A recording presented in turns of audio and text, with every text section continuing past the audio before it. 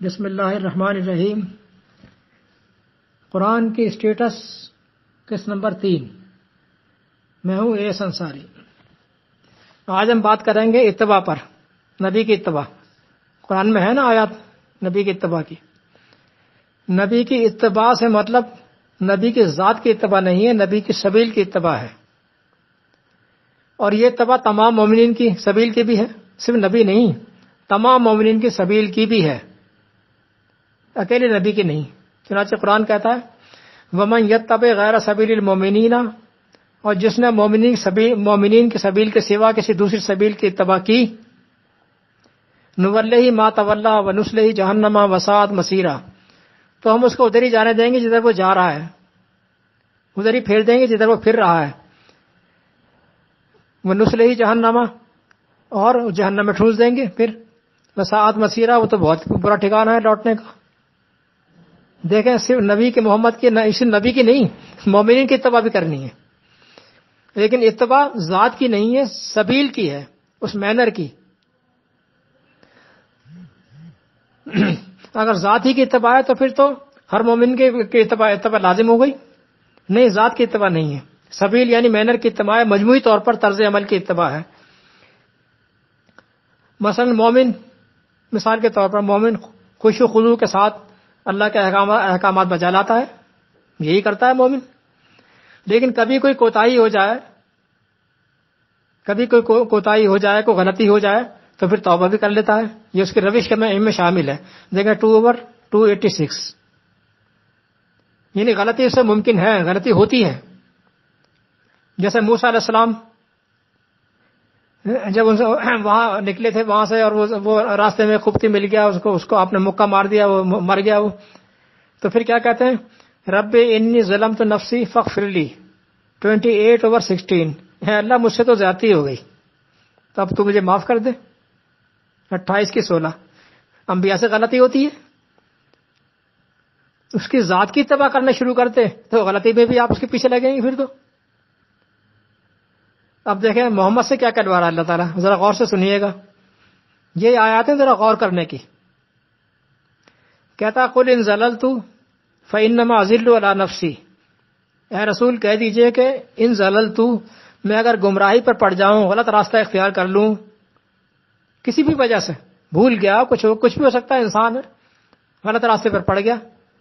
قل ان ضللت، آپ کہہ دیجئے میں اگر گمراہ ہو گیا، غلط راستے پر پڑ گیا، فانما اضل علی نفسی، تو وہ میں گمراہ ہوا اپنے نفس کی وجہ سے، اپنی ذات کی بنا پر، میری ذاتی غلطی ہے، اور ذاتی غلطی تو کسی سے بھی ہو سکتی ہے، علی نفسی، اپنے نفس کی بنیاد پر ذاتی غلطی۔ وَإِنِ اهْتَدَيْتُ، اور اگر میں ہدایت پر چلتا رہا، ہدایت پر رہا، فَبِمَا يُوحَىٰ إِلَيَّ رَبِّي، تو اس وحی کی بدولت جو میرا رب مجھ پر کرتا ہے۔ وحی میں غلطی کا امکان نہیں ہے، ذات میں غلطی کا امکان ہے۔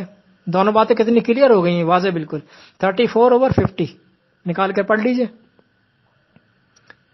وحی کی اتباع میں غلطی کا امکان نہیں، ذات کی اتباع میں غلطی کا امکان ہے۔ تو جب نبی سے، رسول سے یہ کہلوا دیا تو باقی ہوتا کون ہے؟ لہذا اتباع ذات کی نہیں، ذات کی اتباع میں تو غلطی کا امکان ہے۔ ذات کی اتباع میں قولی اور فعلی دونوں آ جاتی ہیں۔ آپ دیکھیں ذرا، قولی بھی آ گئی، فعلی بھی آ گئی۔ کوئی بات بھی غلط کہہ سکتا ہے، بھلے غلطی سے صحیح، غلط کہہ سکتا ہے، کوئی کام بھی غلط کر سکتا ہے، بعد میں جو شعور آ جائے، بعد میں سمجھ آ جائے کہ میری غلطی ہوگی تو اصلاح بھی کر لیتا ہے، پھر وہ توبہ بھی کر لیتا ہے۔ یہ تو انسان کا شیوا ہے توبہ کرنا۔ فرد واحد کو قانون کا حصہ نہیں بنایا اللہ نے، نہیں بنایا جا سکتا، اس بات کو ذہن میں بٹھا لیجئے آپ۔ کوئی بھی شخص، ایون نبی ہی کیوں نہ ہو، رسول ہی کیوں نہ ہو، وہ بھی نہیں، کسی فرد کو قانون کا حصہ بنایا ہی نہیں جا سکتا، نہ بنایا اللہ تعالی نے۔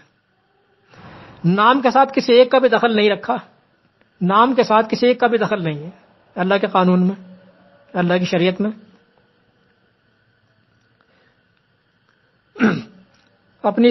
اس کی شریعت یہ صرف اللہ کی اکیلے کی ہے، اس میں کسی شخص کا دخل نہیں ہے۔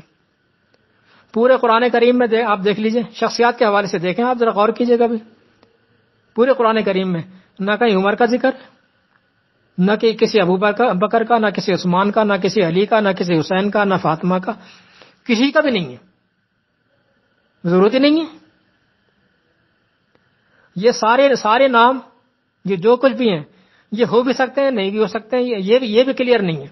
نام کے اعتبار سے بھی کلیئرٹی نہیں ہے کہ یہ اس نام کے لوگ تھے بھی یا نہیں تھے. تو کچھ اور نام ہوں گے، اور صحابہ کرام تو ہوں گے، ہو سکتا ہے ان کے کچھ اور نام ہوں، یہ بھی کلیئر نہیں ہے. ان کا دخل ہونا تو بہت دور کی بات ہے، یہ کلیئرٹی نہیں ہے کہ یہ اس نام کے لوگ تھے بھی یا نہیں. مثال کے طور پر مثال دیتا ہوں میں، عثمان لے لیجیے. عثمان کتنے بڑے صحابی کا نام رکھا ہوا ہے عثمان. کہتے ہیں کس کو؟ سانپ کے بچے کو کہتے ہیں، سانپ کا بچہ، ینگ اسنیک جو ہوتا ہے، سانپ کا بچہ اسے کہتے ہیں. دیکھ لیجیے لغات اٹھا کر. خدیجہ اونٹنی کا وہ بچہ جو لوتھڑی کی شکل میں ضائع کر دے، اونٹنی گر جائے بچہ ایسے ہی ضائع ہو جائے لوتھڑی کی شکل میں، اس کو کہا جاتا خدیجہ. دیکھیں اٹھا کر لغت. قرآن شخصیات سے اپنے دین کو وابستہ کرتا ہی نہیں ہے. فلاں نے یہ فرمایا، فلاں نے یہ فرمایا، فلاں کا یہ سٹیٹس، فلاں کا یہ. ارے بھائی تمہیں کیا لینا دینا ہے؟ تم سے پوچھے گا ہی نہیں کون عثمان، کون علی، کون حسن، کون حسین، کون فاطمہ. خلاصہ یہ کہ کسی شخص کی اتباع کا اللہ کے دین میں کوئی دخل نہیں ہے. 34 کی 50 کو کئی مرتبہ پڑھیے، بار بار پڑھیے. قل ان ضللت فانما اضل علی نفسی، پڑھیے اس کو. یہ سب سے بڑی دلیل ہے. اور اس موضوع پر 20 دلائل میں مزید بھی دے سکتا ہوں. اب آگے چلیے دوسرا موضوع لے کے چلتے ہیں، قرآن کا کافی ہونا. قرآن کا کافی ہونا، اس پر بھی بڑی بحثیں ہوتی ہیں. میں نے سوچا اس کو بھی ڈالوں. قرآن کا کافی ہونا، قرآن کے کافی ہونے کا کیا مطلب ہے؟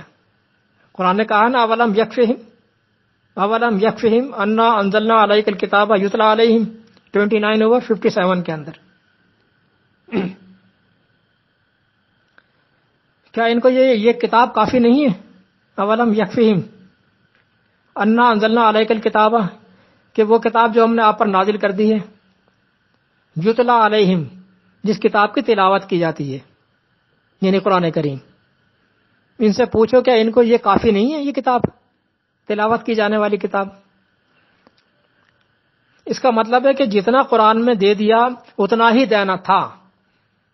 لوگ بڑے اعتراض لگاتے ہیں نا، اچھا تو بتاؤ یہ کہاں ہے قرآن میں؟ تو پھر آپ یہ بتاؤ کہ اس کو آپ دین کا حصہ کیوں بنا رہے ہو جب نہیں ہے؟ تو سوال تو پھر ان پر بھی آیا نا.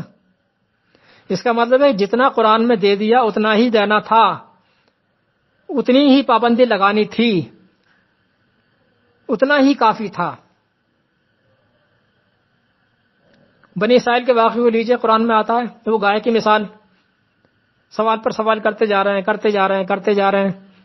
وہ سورہ بقرہ کے اندر 67 سے 71 تک آیات دیکھ لیجئے اٹھا کر. وہی بات یہاں سمجھا رہا ہے اللہ تعالیٰ قرآن میں.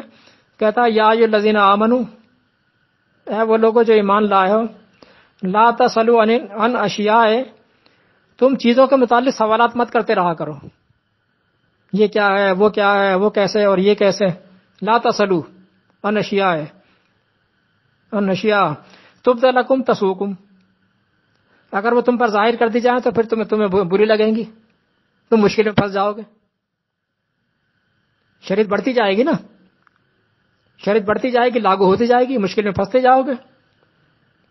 وَإِن تَسْأَلُوا عَنْهَا حِينَ يُنَزَّلُ الْقُرْآنُ، قرآن جب نازل ہو رہا ہے اس دوران میں اس پیریڈ میں اگر تم پوچھو گے تبد لکم، تو تمہیں بتا دیا جائے گا. پوچھو گے تو بتا دیا جائے گا، جب بتا دیا جائے گا تو شریعت بڑھ جائے گی. تبد لکم. پھر آگے کہتا عفا اللہ عنہا، اب تو اللہ تعالیٰ نے درگزر کر دیا اس سے، لیکن اس حرکت سے باز آ جاؤ. عفا اللہ عنہا 5/101 101 5 کے 101.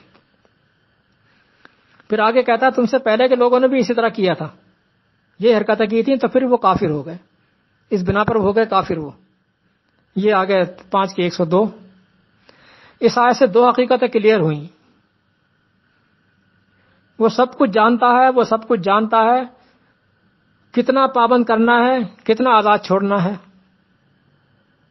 کتنا پابند کرنا ہے اور کہاں آزاد چھوڑنا ہے. وہ غلطی سے تو نہیں ہو رہا نا اس سے کہ تم نے سوال کرو گے اور بڑھا دے گا، وہ سوال کرو گے اور بڑھا دے گا. اس کا مطلب ہے اس سے تھوڑی غلطی ہو گئی اور دینا تھا. ابھی اس نے دینا نہیں تھا، اس نے جو دیا تھا وہ کافی تھا.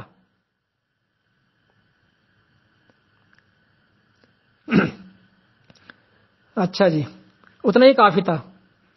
وہ جانتا ہے کہ کتنا پابند کرنا ہے، کتنا آزاد چھوڑنا ہے.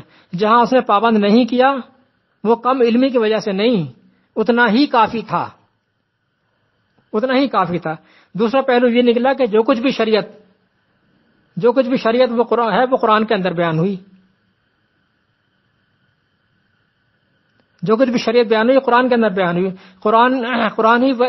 قرآن کی وحی کا نزول ختم ہوا، شریعت ختم. جب تک نزول ہو رہا تھا تب تک شریعت چل رہی تھی، قرآن کے اندر بیان ہو رہی تھی.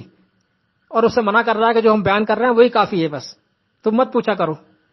اس کا صاف مطلب ہے کہ شریعت صرف قرآن کے اندر ہے، اور جتنی دینی تھی اتنی دے دی، وہ کافی ہے. جتنی دینی تھی وہی کافی ہے، اور جتنی دے دی ہے وہی کافی ہے. جتنی وہی مطلوب وہی شریعت ہے. دوسری بات یہ بھی کلیئر ہو رہی ہے کہ وہی مطلوب کتاب جو ہے یہ وہی مطلوب ہے اور یہ کافی ہے. اگر آپ زیادہ کچھ بھی نہ سمجھے تو اتنا سمجھ لیں یہ کافی ہوگا کہ وہ کتاب جو وہی مطلوب پر مبنی ہے وہ کافی ہے. لہذا آپ کی غیر وہی مطلوب کے علاوہ جو وہی غیر مطلوب جسے آپ کہتے ہیں وہ تو گئی، اس کا پتہ صاف کر دیا اس آیت نے، وہ گئی. پورے قرآن کریم میں وہی مطلوب ہی ہے بس جو لازم کی گئی ہے. اور قرآن ہی اللہ نے فرض کیا ہے. اللہ جی فرض علیک القرآن، وہ اللہ جس نے تجھ پر قرآن فرض کیا ہے. اس موضوع کو ہم تھوڑا سا اور آگے لے کر چلیں گے، یہاں بس کرتے ہیں فی الحال.